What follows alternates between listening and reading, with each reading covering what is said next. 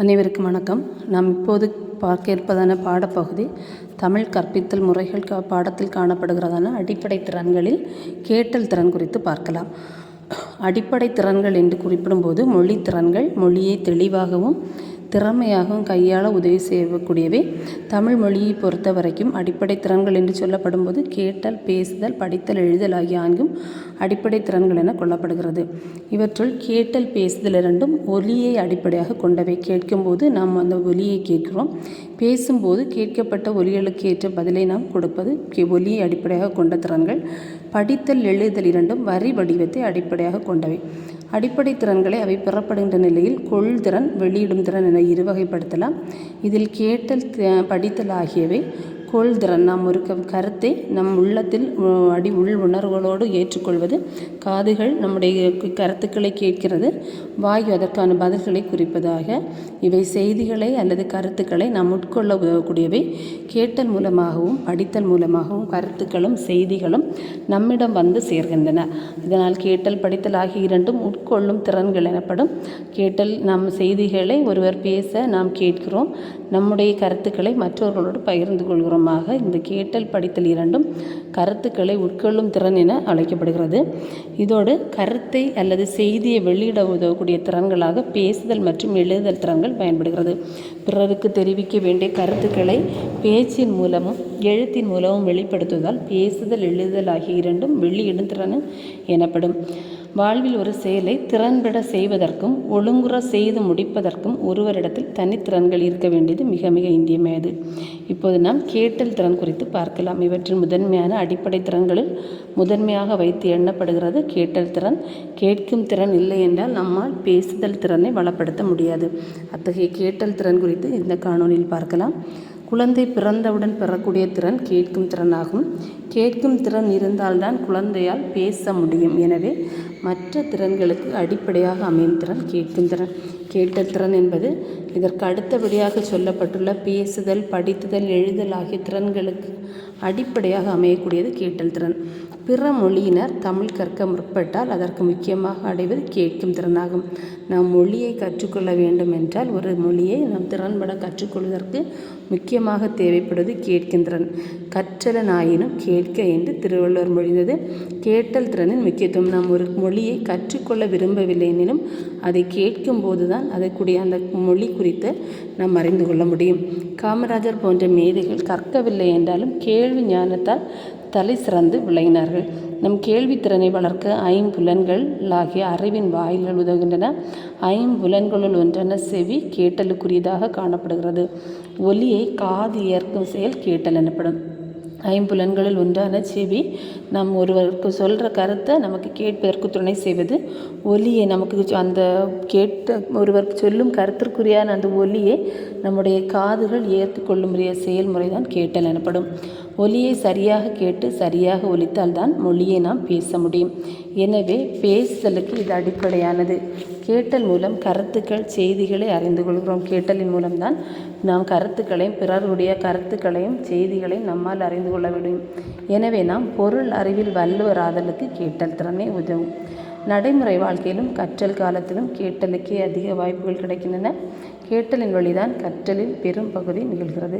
எனவே கற்றலின் அளவை மேம்படுத்த கேட்டல் திறனை வளர்ப்பது இன்றியமையாது. திருவள்ளுவர் சொல்லும்போது செல்வத்துள் செல்வம் செவிச்செல்வம், அச்செல்வம் செல்வத்துள்ளெல்லாம் தலை.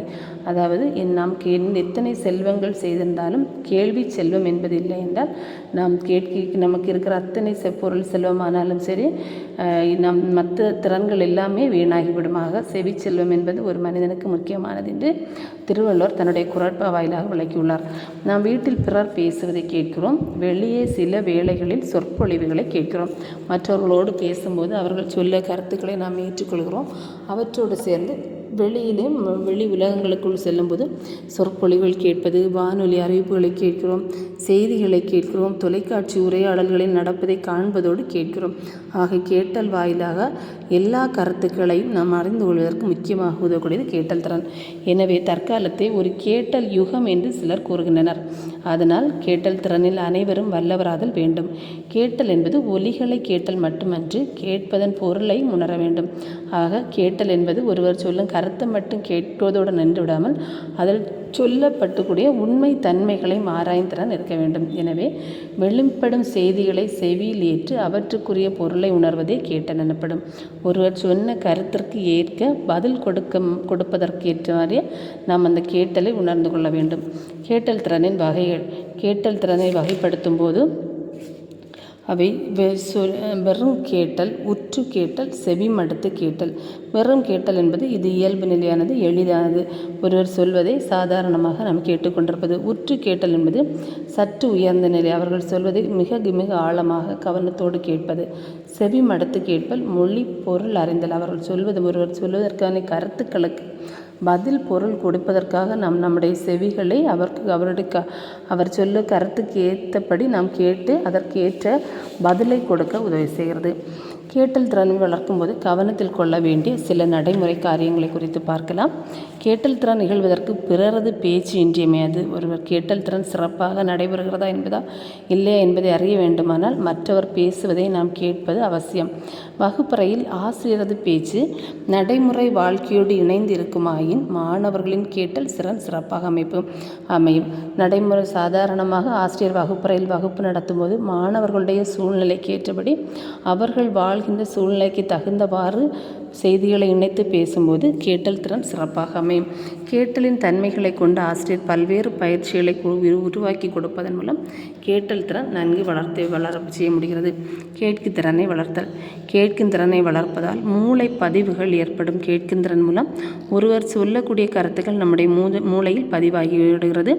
மொழியின் ஒலிகளை நினைவு கூறுதல், வேறுபாடு அறிதல், சொற்களஞ்சியம் பெருக்குதல், தொடர் அமைப்புகள் பதிவாதல், பொருள் புரியும் வேகம் அதிகமாதல் ஆகியவை கேட்கும் திறனை வளர்க்க அடிப்படையாகின்றது. ஆக கேட்கும் திறனை வளர்க்க வேண்டுமென்றால் மூளை ஒருவர் சொல்கிற கருத்துக்களை கேட்கும் திறனை கேட்ட காரியங்களை நம்முடைய மூளை பதிவு செய்து கொள்கிறது. அதன் மூலம் மொழியினுடைய ஒலி எழுத்துக்களை நாம் கண்டுகொள்ள முடியும்.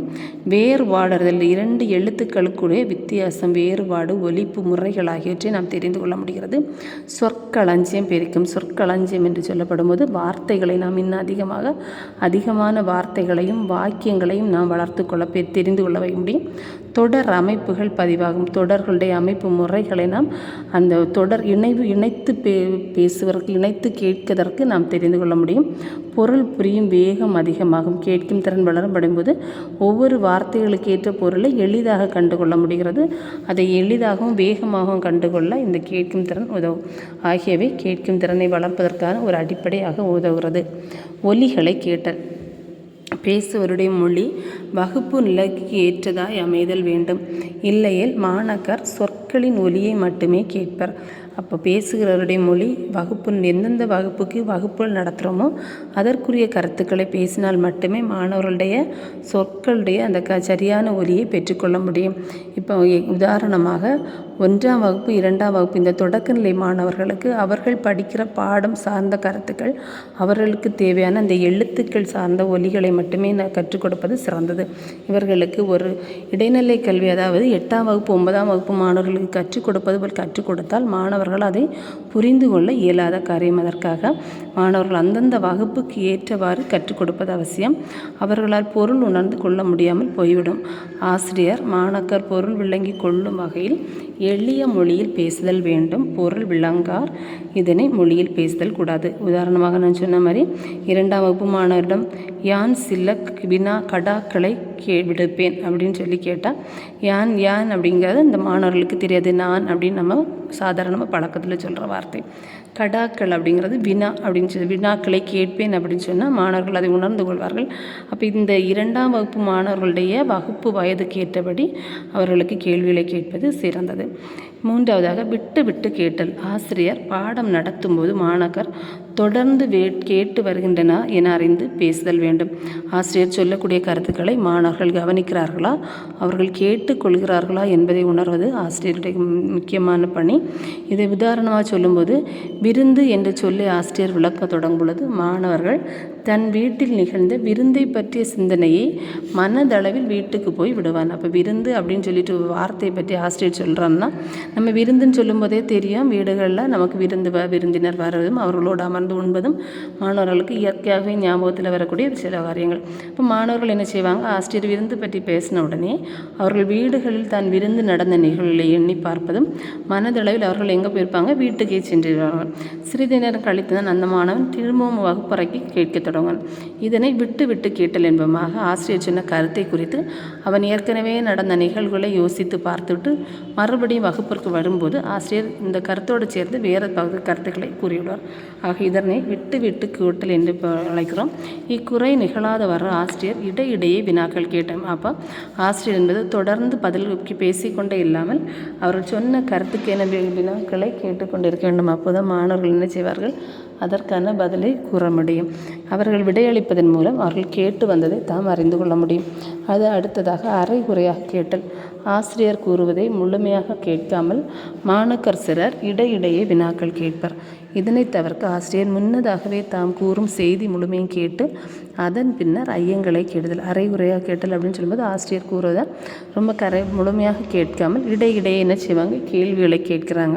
அப்படி கேட்கும்போது ஆசிரியர் ஏற்கனவே சொன்ன செய்தி முழுமையும் கேட்காமல் தடைபடும். அதற்காக எல்லாவற்றையும் சொல்லி முடித்த பிறகு ஐயங்களை கேட்க வேண்டும் என்று ஆசிரியர் கூறுவது சிறந்ததாக. அரைகுறையாக கேட்கப்படும் போது ஏற்கனவே படித்த பாடங்கள், ஏற்கனவே சொல்லப்பட்ட கருத்துக்கள் எல்லாமே மறைந்து போகக்கூடிய வாய்ப்புண்டு. ஒரு சார் மனப்பான்மையுடன் கேட்டல். ஆசிரியர் மாணக்கர் உறவு நிலை சரியானதாக அமைத்திருத்தல் வேண்டும். மாணக்கர் வெறுப்பு மனப்பான்மையுடன் இருந்தால் ஆசிரியர் எத்துணை சுவையாக கூறினும் கேட்க மாட்டார்கள். மாணவர்களுடைய உறவுகளை சரியாக நமக்கு படிக்கும் போதே தெரியும், சில மாணவர்களுக்கு சில ஆசிரியர்களை ரொம்ப பிடிக்கும். அப்போ பிடித்த ஆசிரியருடைய வகுப்பறையில் அவர்கள் இன்னும் அதிகமாக கவனிப்பார்கள், அந்த பாடத்தை ரொம்ப நல்லா படிப்பாங்க. சிலவர்களுக்கு பிடிக்காத ஆசிரியர் பாடங்கள் படிக்க மாட்டாங்க, அது ஒதுக்கி வைக்கப்படும் இல்லையா. அப்போ ஆசிரியர் ஒரு சார் மனப்பான்மையுடன் கேட்டும்போது மாணவர்களுக்கு சரியாக அதுக்கு இருக்காது. அதனால் வெறுப்பு மனப்பான்மையுடன் இருந்தால் ஆசிரியர் எத்துணை சுவையாக கூறினும் அவர்கள் எவ்வளவு தான் அந்த வகுப்பறையில் ரொம்ப நல்ல வகுப்பு எடுத்து கொடுத்தாலும், ரொம்ப நகைச்சுவையோட வகுப்பு போனாலும் மாணவர்கள் கவனிக்க மாட்டாங்க. எனவே சிறந்த கேட்டல் நிகழ வேண்டுமாயின் ஆசிரியர் மாணவன் உறவு சுமூகமாக இருக்க வேண்டும். அப்போ நல்ல ஒரு கேட்டல் திறன் வகுப்பறையில் இருக்க வேண்டும் என்றால் ஆசிரியர் மாணவர்களுடைய உறவு என்பது சுமூகமாக இருக்க வேண்டும். தயாரிப்புடன் பேசுதல். ஆசிரியர் பேச்சை கேட்டு மாணக்கர் மைய கருத்தையும் படிப்படியான வளர்ச்சியையும் அறிந்து கொள்வதற்கு உதவும் ஆசிரியர் நன்கு தயாரித்து முறையாக பேசல் வேண்டும். ஒரு ஆசிரியர் வகுப்புரை நடத்துகிறாங்க அப்படின்னு சொல்லும்போது எல்லாவற்றையும் சொல்லாமல் மைய கருத்து, ஒரு பாடப்பகுதியினுடைய முக்கியமான மைய கருத்தை முதல்ல சொல்லிட்டு அதை தொடர்ந்து படிப்படியாக பாடம் சார்ந்த கருத்துக்களை சொல்லும்போது ஆசிரியர் அதற்காக தன்னை தயார் செய்து கொண்டு பேசுதல் வேண்டும். அப்பொழுதுதான் மாணக்கர் மைய கருத்தை விளக்கி கூறவும் எடுத்துக்காட்டுகளையும் நன்கு உணர்ந்து கொள்வார்கள். படித்தலை கேட்டல். உரைநடை பாடத்தை படித்து மாணக்கர்களை கேட்க செய்யலாம். நடுநிலை பள்ளிகளில் பாட நூல்களை பயன்படுத்துவதோடு நூல் நிலையங்களிலிருந்து எடுக்கப்பட்ட பொது நூல்களிலிருந்தும் ஒரு பகுதியை படித்து அவர்களை கேட்க செய்யலாம். இப்போ நடுநிலை பள்ளிகள் சொல்லும்போது பாட நூல்கள் அவங்களுக்கு தமிழ் பாடநூல் பகுதி கொடுக்கப்பட்டிருக்கும். அவற்றோடு சேர்த்து நூல் நிலையத்திலிருந்து ஏதாவது ஒரு கதை புத்தகங்கள் இல்லை பொதுவான நூல்களை பற்றிய செய்திகளை உள்ள புத்தகங்களை எடுத்து அவர்களை படிக்க செய்து கேட்க செய்யலாம். அப்படி செய்யும்போது புத்தகங்களை படிப்பதை கேட்கும்போது இன்னும் நிறைய கருத்துக்கள் மாணவர்களுக்கு கேட்டலின் மூலம் வளர்க்கக்கூடிய முடியும். அதோட வானொலி கேட்டல். ஒருவர் பேச்சை நேரில் கேட்பதை விட வானொலியோட பேச்சு கேட்பது சற்று சிக்கல் நிறைந்தது. அதாவது நம்ம ஒருவர் சாதாரணமாக உரைநடையாக பேசும்போது நம்முடைய வட்டார வழக்கு சொற்கள் வரும், நார்மலாக நம்ம பேசுகிற வார்த்தைகள் அங்கே தொடர்ந்து வரும். ஒருவருக்கு ஒருவர் அந்த இடைவினையாற்றல் என்பது பொதுவானதாக இருக்கும். ஆனால் வானொலி பேச்சு என்பது ஒரு பொதுவான ஒரு வேகத்தில் அனுப்பும், இடையில் நிறுத்தமின்றி செல்வார்கள். எனவே வானொலி கேட்டலுக்கு அதிக கவனிப்பு திறன் தேவை. வானொலியில் பேசும்போது அவர்கள் ஒரு வேகத்தோடு சென்று கொண்டிருப்பார்கள், இடையில் ஒரு நிறுத்தம் இருக்காது. அப்படி கேட்கும்போது மாணவர்களுக்கு ஈஸியாக புரிந்து கொள்ளும் திறன் குறைவாக இருக்கும். அதனால் வானொலி கேட்டலுக்கு அதிக கவனம் தேவை.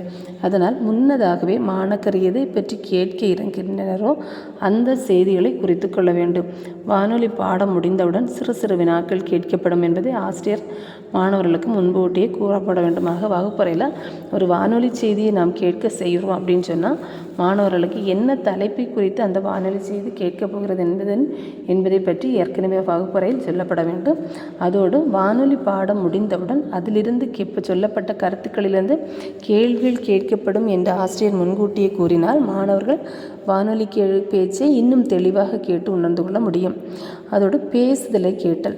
தொடக்கநிலை வகுப்பு மாணவர்களது குடும்பம், ஊர் திருவிழா முதலியன குறித்து அவர்கள் அறிந்த தலைப்புகளை பற்றி பேசி அவர்களை கேட்க செய்தல் வேண்டும். தொடக்கநிலை வகுப்பு அப்படின்னு சொல்லும்போது 1ஆம் வகுப்புலேருந்து ஒரு 5ஆம் வகுப்பு வரை உள்ள மாணவர்களை நம்ம எடுத்துக்கலாம். இப்போ 1ஆம் வகுப்பு மாணவர்கள் என்ன செய்வாங்க, அதுவரை தங்களுடைய பெற்றோர்களோடு சமூகத்தினரோடு இருந்த உறவை விட்டுட்டு பள்ளிகளுக்கு வரும்போது அவருடைய அந்த மனநிலை மாறுபடும். ஆசிரியர் அவர்களோடு உரையாடும்போது அவருடைய குடும்பம், ஊர் காரியங்கள், ஊர் திருவிழாக்கள், சாதாரணமாக வீடுகளில் நடக்கிற காரியங்கள் ஆகியவற்றை கேட்கும்போது மாணவர்கள் அதற்கு தகுந்த பதில்களை கொடுப்பார்கள். ஆக அவர்களிடம் பேசி அவற்றை ஆசிரியர் கேட்க செய்ய வேண்டும். பின்னர் சிறு சிறு வினாக்கள் மூலம் அவர்கள் கேட்டலை தேர்ந்தெடுதல் வேண்டும். நடுநிலை வகுப்புகளில் பொது தலைப்புகளை பற்றி பேசலாம். ஒரு நடுநிலை வகுப்புன்னு சொல்லும்போது 5ஆம் வகுப்பு 6ஆம் வகுப்புக்கு பிறகு 8ஆம் வகுப்பு வரை மாணவர்களை கொடுக்கலாம். அப்போ இந்த பிள்ளைகளுக்கு பொதுவான தலைப்புகள், சமுதாயத்தில் அவர்கள் எப்போவுமே கேட்ட சில காரியங்கள், சில விஷயங்களை கொடுத்து அந்த தலைப்புகளை கொடுக்கலாம்.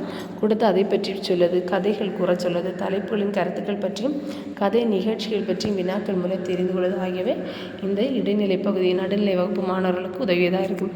ஆக இப்படி பேசுதலை திரும்ப திரும்ப கேட்கறது மூலம் கேட்டல் திறனை நாம் வளர்ப்படுத்த முடியும். அடுத்ததாக படித்தலை கேட்டறிதல். பள்ளியில் ஒவ்வொரு வகுப்புகளுக்கும் தமிழ் பாடநூல் அமைக்கப்பட்டுள்ளது. உரைநடை பாடத்தை பொறுத்தவரையில் படித்த மாணவர்களை உரைநடை பாடத்தை படித்து மாணவர்களை கேட்க செய்ய வேண்டும். பள்ளிகளில் எல்லா வகுப்புகளுக்குமே தமிழ் பாடநூல் கழகத்தினால பாடநூல்களை நாம் கொடுத்துருக்கோம். அதில் உள்ள உரைநடை பகுதி பாடங்கள் இருக்கும். இந்த உரைநடை பகுதி ஆசிரியர் மாணவர்களுக்கு கற்றுக் கொடுத்துவிட்டு மாணவர்களை அங்கே படிக்க வைத்து மற்ற மாணவர்களை கேட்க செய்ய வேண்டும். அப்படி கேட்க செய்யும்போது வாசிப்பு திறன் இன்னும் அதிகமாகும், கேட்டல் திறனும் வாய்ப்புகள் உண்டு. கதையும் பாட்டும். ஆசிரியர் கதை சொல்லுதல், குழுவாக குழந்தைகளை அவர்களுக்குள்ளேயே பேச செய்தல், பாட செய்தல், நடிக்க செய்தல் போன்ற பயன் விளைவு மிகு கேட்டல் பயிற்சியாகும். ஆசிரியர் ஒரு கதை சொல்லி கொடுக்கறது, குழந்தைகளை ஒரு சின்ன சின்ன குழுக்களாக பிரித்து அவர்களுக்குள்ளாகவே ஒரு தலைப்பை குறித்து பேச வைக்கிறது. அப்படி பேசும்போது அதிகமான கருத்துக்களை மாணவர்கள் என்ன செய்ய முடியுது, அவர்களுக்குள்ளாக பகிர்ந்து கொள்ள முடிகிறது. பாட செய்தல், அவர்களுக்கு திறமைகளை வெளிக்கொண்டு வர இந்த திறன் உதவக்கூடியது. நடிக்க செய்தல், நிறைய பிள்ளைகள் நடிக்கிற திறன் இருப்பாங்க. இன்னொருத்தரை பற்றி மிமிக்ரி பண்ண தெரியும், இன்னொருத்தர் செய்கிறத அப்படியே பண்ணுவாங்க. அப்போ இந்த திறன்களை நாம் வெளிக்கொண்டு வரணும்னா வகுப்பறையில் இந்த பேசுதல், பாட செய்தல், நடிக்க செய்தல் போன்ற இந்த திறன்கள் மூலம் கேட்டல் திறனுக்கு ஒரு நல்ல பயிற்சியாக இது அமையக்கூடியது. குழந்தைகளுக்கு கதையும் பாட்டும் மிகவும் பிடித்தமானவை. சின்ன பிள்ளைகளை நம்ம எடுத்துட்டோன்னா அவங்களுக்கு ரொம்ப பிடித்தது கதை கேட்குற பிள்ளைகள் எல்லாமே ரொம்ப அதில் கதையை ஆர்வமாக கேட்பாங்க. அதுலேயும் நம்ம அதை முக்கியமான இடங்களுக்கு வரும்போது அப்படி நிறுத்திட்டோம் அப்படின்னா இவங்க இன்னும் ஆர்வத்தோடு அதை தெரிந்து கொள்ளணும்னு ஆசைப்படுவாங்க. அப்போ இந்த கதை அப்படிங்கிறது குழந்தைகளுக்கு ரொம்ப விருப்பமானது, அதோடு பாட்டும் மிகவும் பிடித்தமானது. மாணவ ஆசிரியர்கள் தங்கள் பயிற்சி காலத்தில் இயன்றவரை கதைகள், பாடல்கள், பழமொழிகள், விடுகதைகள், பொன்மொழிகளை தொகுத்து வைக்க வேண்டும். பயிற்சி ஆசிரியர்கள், அதாவது ஆசிரியர் பயிற்சி விடக்கூடிய மாணவர்கள் அவங்க பயிற்சி பெய்கிற காலகட்டத்திலே அதுக்கப்புறம் அவங்க ஆசிரியராக போகக்கூடியவங்க இல்லையா. அப்போ அதுக்கு முன்னாலே அவங்க என்ன செய்யணும், பயிற்சி எடுக்கும்போதே இந்த மாணவர்களுக்கு கற்றுக் கொடுப்பதற்கு ஏற்றதான கதைகள், பாடல்கள், சின்ன சின்ன பழமொழிகள், விடுகதைகள், பொன்மொழிகள் இதெல்லாம் நம்ம தொகுத்து வச்சிட்டோன்னா நம்முடைய தமிழ் வகுப்பறையில் பாடல்கள் வழியாக மாணவர்களுக்கு கற்றுக் கொடுக்கலாம். சின்ன சின்ன கதைகள் மூலமாக மாணவர்களை பயிற்றுவிக்கலாம். அதோடு பழமொழிகள் சொல்லிக் கொடுக்கறது, பொன்மொழிகளை தேர்ந்தெடுத்து சொல்கிறது, இப்படி சொல்லி போது மாணவர்களை கேட்க வேண்டும் என்ற ஆர்வம் இன்னும் அதிகமாகும். கதை கூறும்போது மாணவர்களுக்கு ஏற்கனவே அறிமுகமான கதைகளை, அறிமுகமாகாத கதைகளையும் கூறலாம். கதைகளை கூறும்போது ஏற்கனவே அவங்களுக்கு தெரிந்த கதைகளை சொல்லலாம், இல்லை புதிய கதைகளை கற்றுக் கொடுக்கலாம். மாணவர்களோடு ஒருவராக தம்மை ஆக்கி கொண்டு கூற வேண்டும். அப்போ ஒரு குழந்தைகளுடைய கேட்டல் திறன் அதிகப்படுத்த வேண்டும் என்றால் ஆசிரியர் மாணவராகவே மாற வேண்டும். குழந்தைகளாகவே மாறி அவர்களோடு இணைந்து கற்றுக் கொடுக்க வேண்டும் போது கேட்டல் திறன் அதிகமாகக்கூடியது. குரலில் ஒரு கதைகளோ இல்லை ஒரு காரியத்தை நடித்து சொல்லும் போதோ குரல் ஏற்றத்தாழ்வு, மெய்ப்பாடு, நடிப்பு போன்றவை வெளிப்படுமாறு பார்த்து கொள்ள வேண்டும். இதனால் மாணவர்களுடைய கேட்கும் திறன் அதிகரிக்கும். இந்த இடத்துல குரலை ஏற்றி சொல்லணுமோ, இப்போ உதாரணமாக சொல்லும்போது ஒரு வீரபாண்டிய கட்டமரை பற்றி சொல்லும்போது அவருடைய அந்த அரண்மனை கதைகள் எல்லாம் நம்ம இடத்துக்கு ஏற்றபடி மாற்றி சொல்லணும். வேகமாக பேசுகிற இடங்கள் உண்டு, மெதுவாக பேசுகிற இடங்கள் உண்டு, குரலை நல்லா உயர்த்தி பேசுகிற இடம், இறக்கி பேசுகிற இடங்கள் உண்டு இருக்க வேண்டும். அவற்றை அந்த தோரணையிலே சொல்லும்போது மாணவர்கள் இன்னும் அதிகமாக கேட்பார்கள். அதோடு மெய்ப்பாடுகள், அழுகிற இடத்துல எல்லாம் நம்ம முகத்தை அப்படி பாவம் போல் வச்சு அழுகிற மாதிரியும் நடிக்கிற மாதிரியும் சிரிக்கிற இடத்துல எல்லாம் சிரித்தும் அப்படி மெய்ப்பாடுகளை உருவாக்கி கொடுக்கும்போது மாணவர்கள் நம்மை கவனிக்கவும் கேட்கிற திறனை வளர்ப்பதற்கு இது உதவக்கூடியதாக இருக்கக்கூடியது. பாடல்கள் மூலம் கேட்டல் திறனை வளர்க்கலாம். இதற்கு எளிய ஓசை நயமுள்ள சந்த பாடல்களை தேர்ந்தெடுக்க படிக்க வேண்டும். உதாரணமாக நம்ம தமிழ் பாடப்புத்தகத்தில் சொல்லப்பட்டிருக்கும் தோட்டத்தில் மேய்து வெள்ளைப்பசு அங்கே துள்ளி குதிக்குது கண்டுக்குட்டி அம்மா எங்குது வெள்ளைப்பசு உடன் அண்டையில் வந்து இப்படி நம்ம அந்த கவிமணியோட பாடல்கள் எல்லாம் இருக்குல்ல, இதை பாடல் வடியிலேயே மாணவர்களோடு இணைந்து பாடி கற்றுக் கொடுக்க வேண்டும். அப்போ அதை கற்றுக் கொடுக்கும்போது மாணவர்கள் இன்னும் அதிகமாக தங்களுடைய ஆர்வத்தை கேட்டல் திறனில் கொடுக்க முடியும். மாணவர்களை பாடல் வைத்தும் கேட்டல் திறனை வளர்க்க வேண்டும். ஆசிரியர் முதல்ல பாடல்களை செய்யுள் பகுதிகளை பாடலாகவே கற்றுக் கொடுத்துட்டு மாணவர்களையும் அந்த பாடலை பாடச் செய்து அவர்களை அதில் ஆர்வப்படுத்த செய்யலாம். மாணவர்களுக்கு அறிமுகமானவையாகவும் அறிமுகம் இல்லாத பாடல்களாகவும் இருக்கலாம். இவை கதை நிகழ்ச்சி பாடல்களாக இருந்தால் நல்லது. நீண்ட தொடர்களாக இல்லாமல் குழந்தைகளுக்கு பழக்கமான எளிய சொற்கள் கொண்டதாய் பாடல் அமைந்திருக்க வேண்டும். ரொம்ப பெரியதாக இல்லாமல் குறிப்பிட்ட அந்த சின்ன சின்ன பாடல்களை கூறசா பாடுகிறது மாணவர்களுக்கு ஆசிரியர் வகுப்பறையில் பாடி கற்றுக் கொடுத்து மாணவர்களை பாட செய்ய வேண்டும். குழந்தை கவிஞர் வள்ளியப்பா, கவிமணி, தேசிய பிள்ளை, மகாகவி பாரதியார் முதலியோரின் பாடல்களை தேர்ந்தெடுத்து பாடச் செய்வது சிறந்தது. செயல்வழி கற்றல் முறையில் இடம்பெறும் வாய், காது, பொம்மலாட்டம், முயல் முதலிய குறியீடு அட்டைகளில் இடம்பெறும் பாடப்பகுதிகள் கேட்டல் திறனை வளர்க்க பெரிதும் உதவும். இப்போ பிரைமரி வகுப்பு, அதாவது இடைநிலை தொடக்க வகுப்புகளுக்கெல்லாம் செயல்வழி திட்டத்தை அரசாங்கம் அறிமுகப்படுத்தியிருக்கு. செயல்வழி கட்டம் சொல்லும்போது மாணவர்களை அந்த செயலை செய்து கொடுப்பது. உதாரணமாக எழுத்துக்களை படித்து கற்றுக் கொடுக்கும்போது அந்த எழுத்துக்களை அட்டை படத்தை அங்கே வச்சுட்டு அந்த அட்டையை எடுத்து மாணவர்களுக்கு காட்டும்போது அவர்கள் அதில் சொல்லப்பட்ட எழுத்துக்களை சத்தமாக சொல்லுவாங்க. அப்போ அதோட அந்த பறவைகளை பற்றி சொல்லும்போது பறவைகளுடைய உருவங்களை படங்களை வைத்துக்கொண்டு மாணவர்களை செய்ய சொல்வது. இப்படிப்பட்ட காரியங்களின் மூலமாக நம்ம என்ன செய்யணுமா கேட்டல் திறனை வளப்படுத்த முடியும். கேட்டலின் மூலம்தான் நம்முடைய படித்தல் திறன், பேசுதல் திறனையும் வளர்க்கக்கூடிய காரியங்கள். அதோட கட்டளைகளை கேட்டு செயல்படுதல்.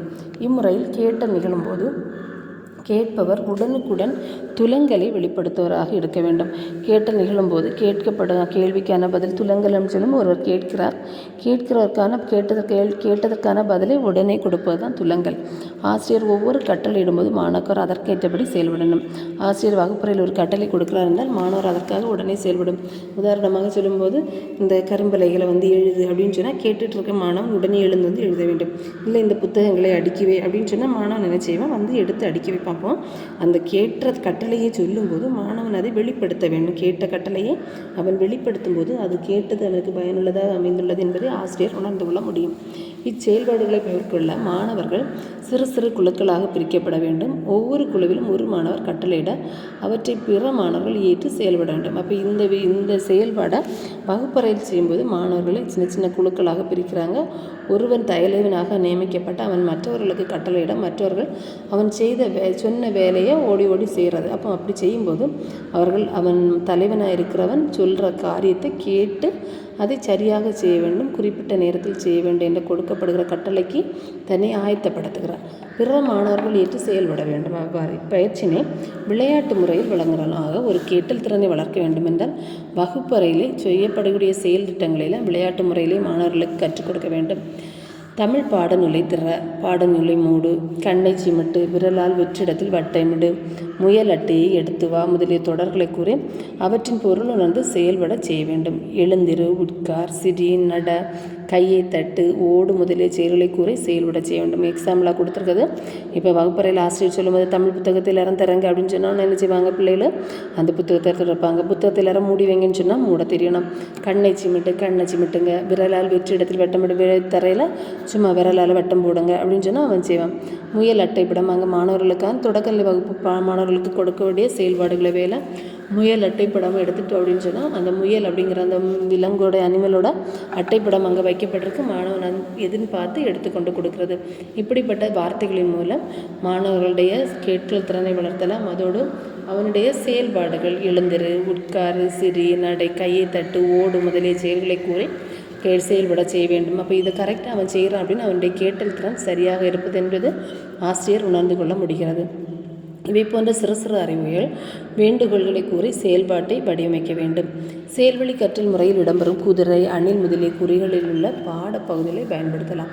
செயல்வழி கற்றலில் நம்ம அந்த மாணவர்களுக்கு விலங்குகளுடைய படங்களை வச்சு அதை குறியீடுகளின் வழி கற்றுக் கொடுக்கிறார்கள். இதை பாடப்பகுதிகளை நாம் பயன்படுத்தும் போது அவர்கள் இன்னும் அதிகமாக கேட்டல் திறனில் வெளிப்படுவார்கள். பொருட்களை குறித்து காட்டுதல். பொருட்களை குறித்து காட்டும் இச்செயல்பாட்டில் ஆசிரியர் கேட்க மாணாக்கர் விடைகூறல். ஒரு பொருளை பற்றி ஆசிரியர் கேட்குறாங்க அப்படின்னா ஆசிரியர் கேட்க மாணவர்கள் என்ன செய்கிறாங்க, அதற்கு பதில் சொல்வது. ஆசிரியர் பல்வேறு செயல்கள் அல்லது வினாக்களை கேட்பதற்கு இதுவாக பல்வேறு செயல்கள் அடங்கிய படத்தை மாணவர்களுக்கு தர வேண்டும். உதாரணமாக சொல்லும்போது ஆசிரியர் வகுப்பறையில் ஒரு செயலை சொல்கிறார் அப்படின்னா மாணவர் அதற்கான பதிலை சொல்லணும். எக்ஸாம்பிளாட்டு நம்ம மாணவர்களுக்கு இயற்கை சார்ந்த ஒரு பொருளை காட்டுறோம். இப்போது ஆப்பிள் பழம் அப்படின்னு சொன்னால் அதை காட்டணுன்னா மாணவன் அதனுடைய பயன் என்ன, அதனுடைய குணங்கள் என்னென்னு சொல்லிடுவான். இப்போ மருத்துவம் சார்ந்த பொருட்களை காட்டுறோம் அப்படின்னு சொன்னால் அதனுடைய மருத்துவ பயன்களை மாணவர் சொல்ல வேண்டும். இப்படி கொடுக்கப்பட்ட அந்த படங்களுக்கு ஏற்றபடி மாணவன் அதனுடைய செயல்பாடுகளை சொல்கிறதா இருக்க வேண்டும்.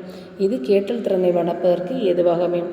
அப்போ வினாக்கள் கேட்டது அதற்கான சரியான பதில் இதுதான் என்பதை உணர்ந்து கொள்வதற்கு இந்த திறன்கள் உதவி செய்யக்கூடியது. ஆசிரியர் படத்தில் உள்ள செயல்களை கூறும்போது மாணவர்கள் அவற்றை கேட்டு படத்தில் குறித்து காட்ட வேண்டும். ஒரு படத்தை அங்கே வச்சுருப்பாங்க. அதில் இப்போது காடு, ஒரு பெரிய காடு, அதில் காணக்கூடிய விலங்குகள், இதில் காணக்கூடிய விலங்குகளை பெயரை சொல்லும்போது அந்த மாணவர்கள் அவர்கள் சொல்லுகிற அந்த விலங்குகளை குறித்து காட்ட வேண்டும். இல்லை அந்த விலங்குகள் என்ன செய்யிருக்கு, துள்ளுது, சாடுது, ஓடுது, இல்லை தண்ணி குடிக்குது, மரத்துக்கு மேலே ஏறுது, இப்படிப்பட்ட படங்கள் இருக்குமா ஆசிரியர் சொல்ல மாணவன் அதை குறித்து காட்டுவது. இப்படி காட்டும்போது அவனுடைய கேட்டல் திறன் என்கிறது வளர்ச்சி அடைவது. ஆசிரியர் சொல்வது இதுதான் அப்படின்னு அவன் உணர்ந்து சரியாக படத்தில் தொட்டால் அவனுடைய கேட்டல் திறனை ஆசிரியர் உணர்ந்து கொள்ள முடியும். பொருள் உணர்ந்து அவன் அதை சரிப்படுத்த வேண்டும். தவறுகளை சுட்டல். இச்செயல்பாட்டில் ஆசிரியர் மாணவர்களுக்கு தெரிந்த கதை அல்லது நிகழ்ச்சிகளை கூற வேண்டும். கதை கூறும்போது வேண்டுமென்றே சில இடங்களில் தவறாக கூற வேண்டும். மாணவர் ஆசிரியர் கூறுவதில் வெளிப்படும் தவறுகளை சுட்டிக்காட்டணும். அப்போ மாணவர்கள் எந்த அளவுக்கு ஒருவர் சொல்கிறதை கேட்கிறார்கள் அப்படின்னு உணர்ந்து கொள்ள வேண்டுமானால், உதாரணத்துக்கு ஆசிரியர் வகுப்பறையில் ஒரு கதையை சொல்லி கொடுக்குறாங்க, மாணவர்களுக்கு தெரிந்த கதைகளாக இருக்கட்டும். அப்படி சொல்லிட்டு இருக்க இடத்துல திடீர்னு ஒரு தவறு ஆசிரியர் திருந்தி என்ன செய்ய வேண்டும், தொடங்க வைக்கணும். அப்படி வைக்கும்போது மாணவர்கள் உற்று கேட்பவர்களாயின் கவனமாக அதை கேட்கிறார்கள் என்றால் ஆசிரியர் சொன்ன அந்த இடத்தில் தவறை அவர்கள் சுட்டி காட்டுவார்கள். அதன் மூலம் அவர்களுடைய கேட்டல் திறனை நாம் வளர்த்தி கொள்ளலாம். கேட்ட பகுதியின் மைய கருத்தை அறிதல். மழை நாள், கல்வி, சுற்றுலா, தீ விபத்து முதலிய செய்தி துணுக்குகளை கூறி மைய கருத்தை கூற சொல்ல வேண்டும். சிறு சிறு கதைகளை கூறி அக்கதைகளுக்கு பொருத்தமான தலைப்புகளை கூற செய்யலாம். ஒலிப்பதிவு நாடாவை பயன்படுத்தி இச்செயல்பாட்டை மேற்கொள்ளலாம். இப்போ கேட்ட பகுதியினுடைய மைய கருத்து சொல்லும்போது முக்கியமாக அதில் சொல்லப்பட்ட மழை நாள் விழா நடக்கும், மழை நாளை பற்றி பேசுகிறாங்க அப்படின்னா அதில் சொல்லப்பட்ட மைய கருத்து, ஏன் மழை நாள் கொண்டாடுறோம், மழை வேண்டும், மழைக்கு வேண்டும் முக்கிய காரணம் என்ன அப்படிங்கிறத பற்றியுள்ள ஒரு மைய கருத்து இருக்கும். அது என்னங்கிறத கேட்கலாம். கல்வி சுற்றுலா சென்றதனுடைய நோக்கம் என்ன, கல்வி சுற்றுலாவால் ஏற்பட்ட நன்மைகள் என்னங்கிற மாதிரி அவருடைய அந்த கேள்விகளை கேட்டும்போது மாணவர்கள் பயன்படுகிறார்கள். கேட்டல் திறன் வளர்க்கிறது. அதோடு சின்ன சின்ன கதைகளை கூறுகிறாங்க. கதைகளுக்கு பொருத்தமான தலைப்புகள் ஆசிரியர் கதைகளை கூறிட்டு அந்த கதைக்கு என்ன தலைப்பு கொடுக்கலான்னு கேட்டால் சரியாக கேட்ட மாணவர்கள் கதையை முழுவதுமாக கேட்டவர்கள் அதற்குரிய தலைப்பை சொல்வார்கள். ஆனால் அவருடைய கேட்டல் என்பது நல்லதாக அமைந்திருக்கு என்பதை உணர்ந்து கொள்ள முடியும். ஒலிப்பதி நாடாவை பயன்படுத்தி இச்செயல்பாட்டை மேற்கொள்ளலாம். வகுப்பறையில் ஒலிப்பதி நாடாக்களை ஓடச் செய்து அதில் சொல்லப்பட்ட கருத்துக்களுக்கு கேள்விகள் கேட்டு மாணவர்களுடைய கேட்டல் பகுதியினுடைய மைய கருத்தை அறிந்து கொள்ளும்போது அவருடைய கேட்டல் திறன் என்பது சிறப்படையும். இத்தகைய காரியங்கள் ஒரு கேட்டலை வளப்படுத்தக்கூடியவை காரியங்கள். அதோடு யார் எது என சிந்தித்து கூறுதல். ஒரு விடுகதையை உதாரணமாக சொல்கிறாங்கன்னா அந்த விடுகதையில் சொல்லப்பட்டது யார் எதனால் அப்படிங்கிற இந்த வினாக்களுக்கு விடையாக அந்த கேள்விகள் அமைய வேண்டும். செயலில் விடுகதைகள் அல்லது யார் எது என்பதை அறியத்தக்க குறிப்புகளை கூறி பின்னர் அதற்கான விடைகளை பெறுவதை இது குறிக்கிறது. தொடக்க வகுப்புகளில் மிக எளிய விடுகதைகள் புதிர்களை கூற வேண்டும். மாணவர்களுக்கு விளங்கவில்லையாயினும் மேலும் விளக்க குறிப்புகளுக்கு ஏறி அவர்களின் கேட்டல் திறனை வளர்க்கலாம்.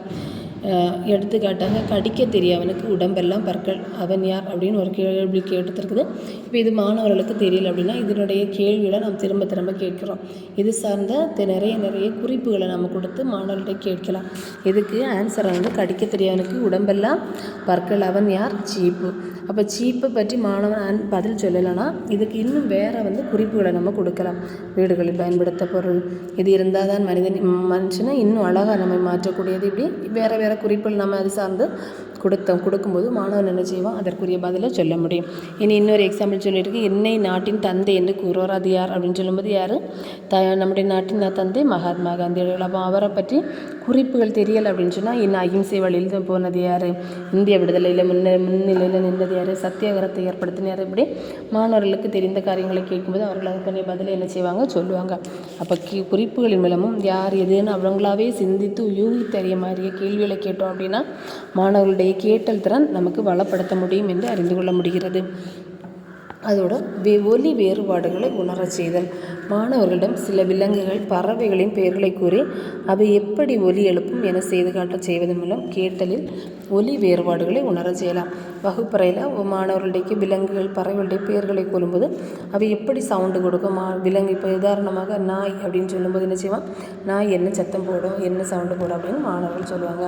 பறவைகள் காகத்தினுடைய சத்தம் என்ன, அது என்ன சவுண்டு போடும், அது அப்புறம் குயில் எப்படி கூவும் இப்படிங்கிறத மாணவர்கள்ட்ட கேட்கும்போது அவங்க என்ன செய்கிறாங்க? அதுக்கான பதிலை ஒலி எழுப்பி கொடுக்குறாங்க. அப்படி சொல்லும் மூலம் அப்படி கொடுக்கும்போது அப்போ அந்த ஒலி வேறுபாடுகளை உணர செய்யக்கூடிய ஒரு தன்மை இந்த திறன் மூலம் வரக்கூடியது. இதேபோல் வாகனங்களின் பெயர்களை கூறி அவை போன்று ஒலி எழுப்புது. ட்ரெயின் அப்படின்னு சொல்லுவோம். ரெயின் சொல்லும்போது ரெயின் ரயில் எப்படி சத்தம் போடுது. விமானம் சொல்லும்போது விமானத்தினுடைய அந்த சத்தம். பஸ் எப்படி போகும் அப்படின்னா பஸ்ஸினுடைய சத்தத்தை கொடுக்குறாங்க. ஆட்டோ ஹார்ன் எப்படி அடிக்கும் அப்படின்னா ஆட்டோனுடைய சவுண்டு. இப்படி மாணவர்களுக்கு அவர்களுக்கு அறிந்த விஷயங்கள் அவங்க ஏற்கனவே கேட்ட காரியங்களை குறித்து நம்ம அது கொடுக்கும்போது அவர்கள் அதனுடைய ஒலிகளை நமக்கு சொல்லுவாங்க. அப்போ இந்த திறன் ஒலி வேறுபாடுகளை உணரச் செய்வதற்கு இது துணை செய்கிறது. மாணவர்கள் திரைமறைவில் பேச செய்து கேட்க செய்வது மூலம் மாணவர்களின் குரல் வேறுபாடுகளை அடையாளம் காண செய்ய வேண்டும். இப்போ எல்லா மாணவர்களையும் குழுவாக உட்கார வச்சுட்டு என்ன செய்யலாம்? அதில் பாதி பேரை ஒரு திரை கேட்டு திரைக்கு பின்னால் நின்று பேசுகிறாங்க. அப்போ இங்கே இருக்கிறவங்க என்ன செய்வாங்க? பேசுகிறவருடைய யார் குரல் அப்படின்னு கண்டுபிடிக்கிறதற்காக இந்த செயல்பாடு உதவி செய்யும். இப்போ மாணவர்களுடைய ஒலி வேறுபாட்டை உணர்வதற்கான ஒரு காரியங்கள் இவையெல்லாம் என்ன செய்யலாம்? பறவைகள் விலங்குகளுடைய பெயர்களை கூறி அவை எப்படி ஒலி எழுப்புன்னு கேட்குறது. அதோடு வாகனங்களுடைய பெயர்களை கூறி அவையுடைய ஒலியை கேட்க செய்யலாம்.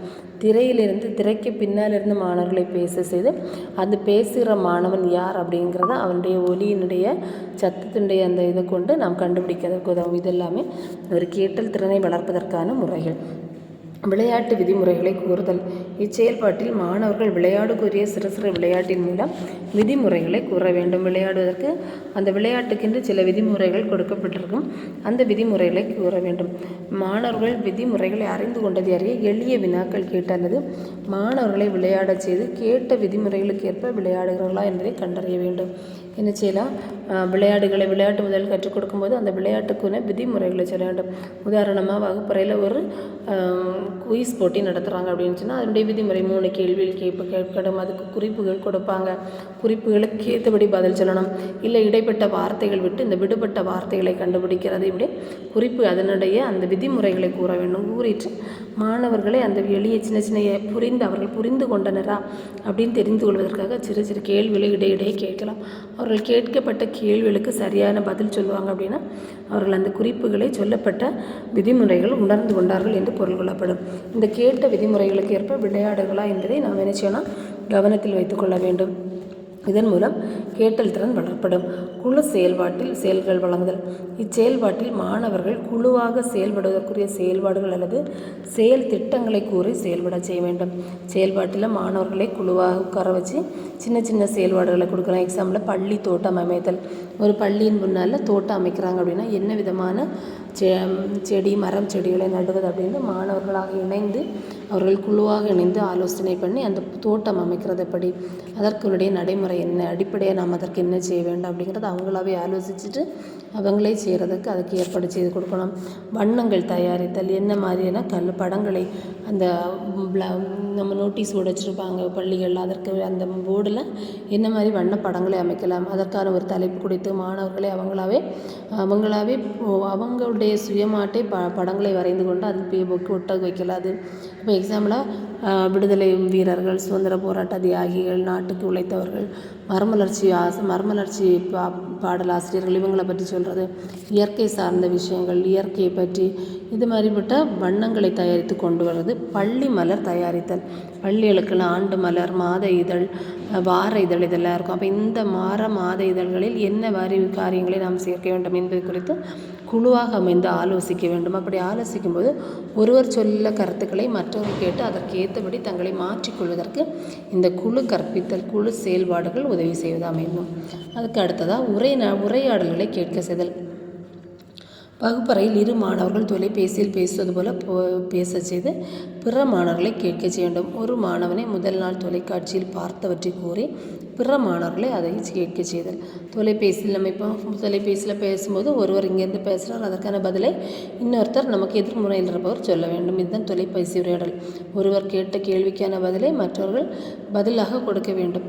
அந்த ஒரு செயல்பாடை வகுப்பறையில் மாணவர்களுக்கு கொடுக்க வேண்டும். மாணவர்கள முதல் நாளில் தொலைக்காட்சியில் சொல்லப்பட்ட நிகழ்வை வகுப்பறை தொலைபேசி உரையாடலில் கொடுக்குறாங்க. அப்போ ஒருவன் தொலைபேசியில் பேசுகிறான், மற்ற மாணவர்கள் அதை கேட்டுட்டு இருந்து அவன் கேட்கிற கேள்விகளுக்கான பதில், அவன் சொன்ன தொலைக்காட்சி நிகழ்வுகளில் சொல்லப்பட்ட கருத்துக்களுக்கு பதில் அவர்கள் கொடுக்குறாங்க. சிறு சிறு நாடகங்களை நடிக்க செய்து நாடகங்களில் வரும் உறுப்பினர்களின் பெயர்களையும் கூற்றுக்களையும் கேட்க செய்ய வேண்டும்.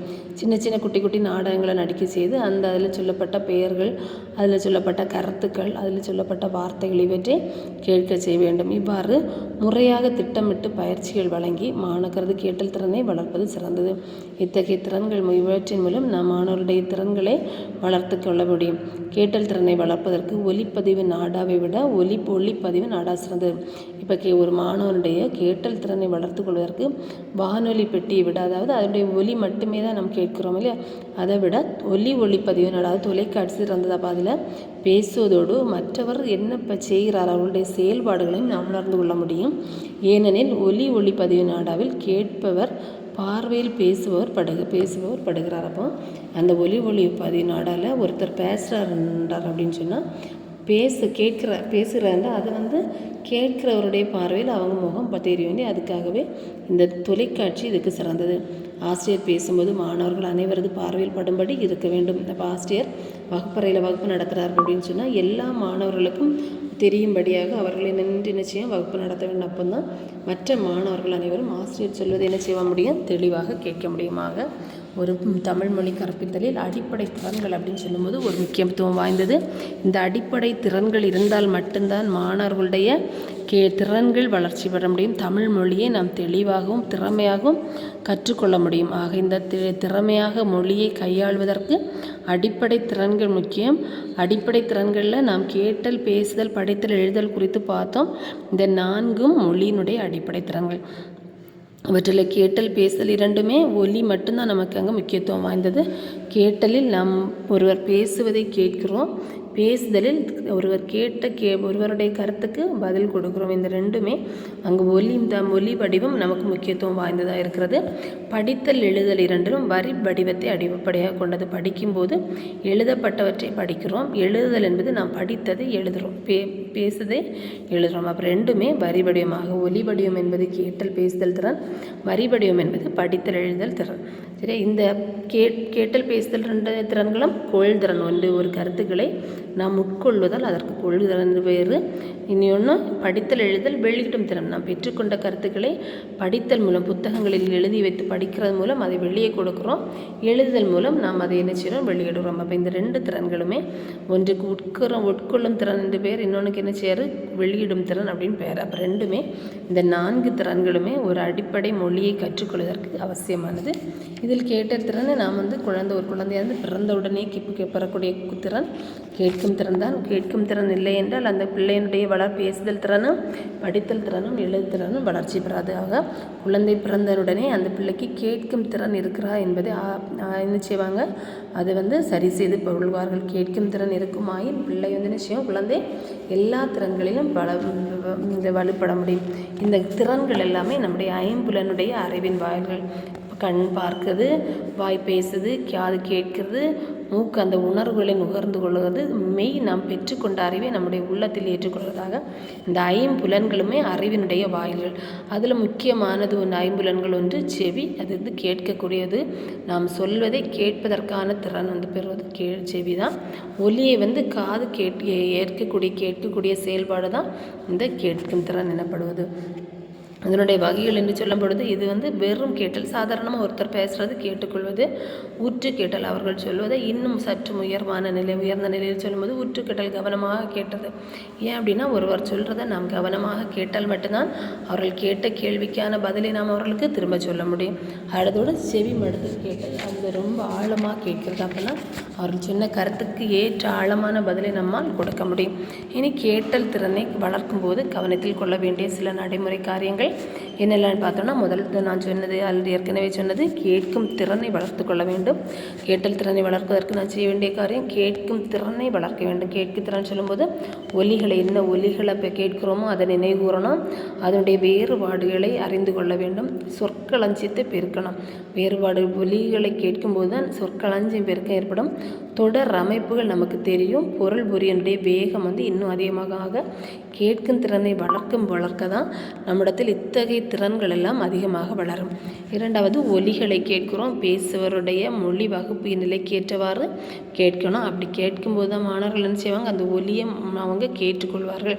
அப்போ இதுக்கு உதாரணம் நான் ஏற்கனவே சொன்ன போல் இந்த 2ஆம் வகுப்பு மாணவர்களிடம் யான் சில கடாக்களை விடுவிப்பேன் அப்படின்னு கேட்டோன்னா அவனுக்கு தெரியாது. அவன் என்ன செய்வான், தெரியாமல் உட்காந்துருப்பான். அதே நேரத்தில் நான் சில கேள்விகளை உன்னிடத்தில் கேட்கிறேன், சில வினாக்களை கேட்கிறேன் அப்படின்னு சொல்லும்போது அவன் என்ன செய்வான், அதற்கான பதிலை கூற முடியும்.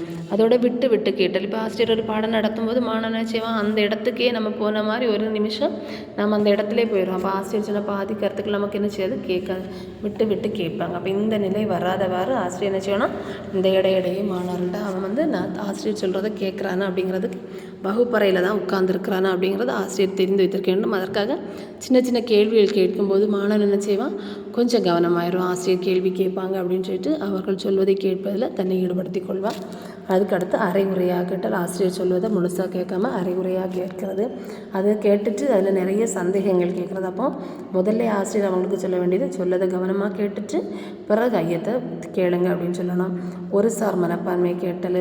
நல்ல ஒரு உறவு நிலை இல்லை, ஆசிரியர் மாணவனுக்கு ஒரு நல்ல உறவு இல்லைன்னா ஆசிரியர் என்ன தான் நல்ல வகுப்புரை நடத்தினாலும் மாணவர்கள் அதில் கவனம் செலுத்த மாட்டாங்க. அதனால் நல்ல உறவு நிலை மாணவர்களுக்கு இடையில் ஏற்படுத்தி கொள்ளணும்.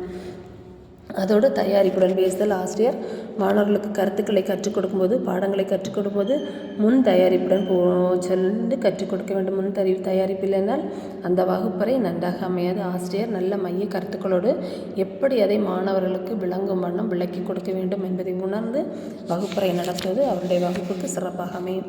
அடுத்ததாக படித்தலை கேட்கிறது. உரைநடை பாடத்தை படிக்கும்போது மாணவர்களை கேட்க செய்ய வேண்டும். அதோடு பள்ளி பாட நூல்களை தவிர்த்து நூல் நிலையங்களில் உள்ள நூல் நிலையங்களில் புத்தகங்களை எடுத்துகிட்டு என்ன செய்யலாமா, படித்து வகுப்பறையில் அதை படிக்க வச்சு மற்றவர்களை கேட்க செய்யும்போது இன்னும் நிறைய வார்த்தைகள் மாணவர்கள் கற்றுக் கொடுப்பாங்க. நிறைய சொற்களஞ்சியம் அதில் கிடைக்கும்.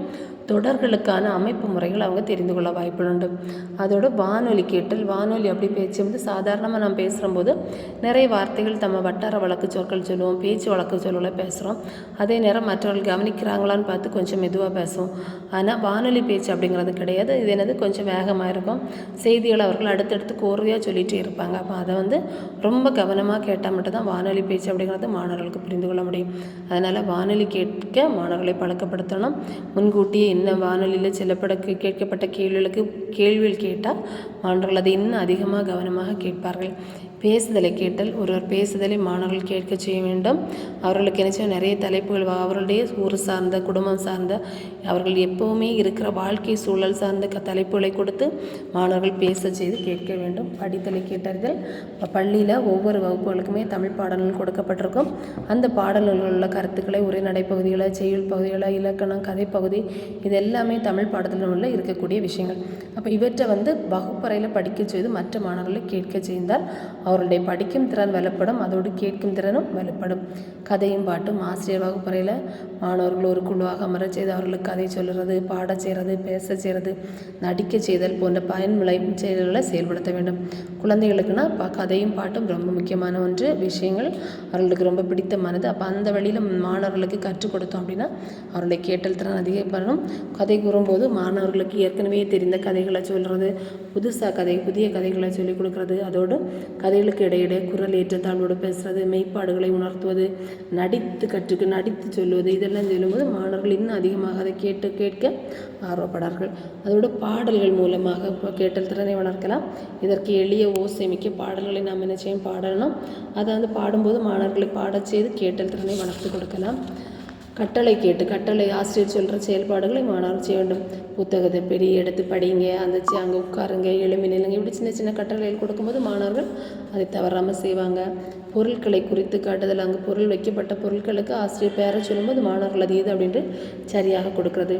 தவறுகளை சுட்டி காட்டுறதுக்கு, கேட்ட பகுதியின் மைய கருத்தை அறிந்து கொள்வதற்கு யார் எது என சிந்தித்து கூறுவது.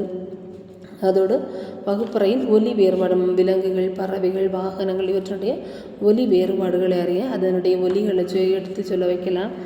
விளையாட்டு விதிமுறைகள் ஒரு விளையாட்டை சொல்லிக் கொடுக்குறாங்க, அதனுடைய விதிமுறைகளை கூற செய்யுது. குழு செயல்கள் வழங்குதல், பள்ளி தோட்டம் அமைத்தல், வண்ணங்கள் தயாரித்தல், பள்ளிக்கூடத்திலே ஒரு சின்ன சின்ன செயல்பாடுகளை கொடுத்து மாணவர்களை குழுவாக பங்கு பெற செய்கிறது. உரையாடல்களை கேட்க செய்தல். வகுப்பறையில் மாணவர்களுடைய பேச செய்து இரு மாணவர்களுக்கிடையே உரையாடல்களை நிறுத்த சொல்வது. என்னோட திரைக்கு பின்னால் நின்று பேசுகிறத மாணவர்கள் யார் பேசுகிறது கண்டுபிடிக்கிறது. இப்படிப்பட்ட செயல்பாடுகளின் மூலம் நம்முடைய அடிப்படை திறன்களுடைய முதலாவது திறனான கேட்டல் திறனை நாம் வளப்படுத்த முடியும். இதன் மூலம் மாணவர்களுடைய கேட்டல் திறன் மூலம் அவர்களுடைய அறிவும் அனுபவம் வளர்ச்சி வரும். அவர்கள் இன்னும் தங்களுடைய படிக்கும் திறனையும் பேசல் திறனையும் வளப்படுத்த இந்த கேட்டல் திறன் என்பது மிக மிக முக்கியமாக அமையக்கூடியது. அப்போ ஒரு மொழி வகுப்பை நடத்தும் போதும் ஒரு தாய்மொழியை கற்றுக் கொடுக்கும்போது அவருடைய முக்கிய திறன்களில் ஒன்றான கேட்டல் திறன் என்பது மாணவருடைய கல்வி வளர்ச்சியிலும் பள்ளி வளர்ச்சியிலும் முக்கியத்துவம் வாய்ந்ததாக காணப்படுகிறது. நன்றி.